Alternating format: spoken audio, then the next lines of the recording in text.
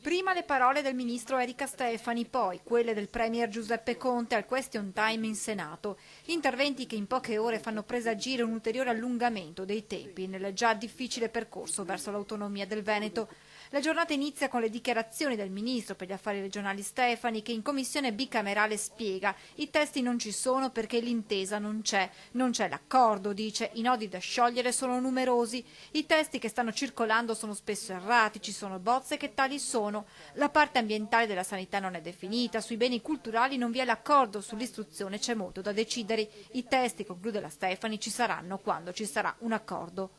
Poche ore più tardi è il Presidente del Consiglio, Conte, in Senato a parlare di autonomia. Di chiarire un passaggio che è sicuramente molto significativo, che ci occuperà nei prossimi giorni, prossime settimane, mesi. In questa fase, come è noto, l'Esecutivo sta completando un'intensa e complessa attività istruttoria e di negoziazione propedeutica alla redazione di un testo condiviso con le regioni richiedenti. Dunque il lavoro è tutt'altro che finito e le tempistiche difficili da prospettare. Io sono preoccupato del fatto che le forze di governo che ci governano sono coloro che hanno sostenuto l'autonomia al referendum e hanno sostenuto anche l'autonomia al contratto di governo.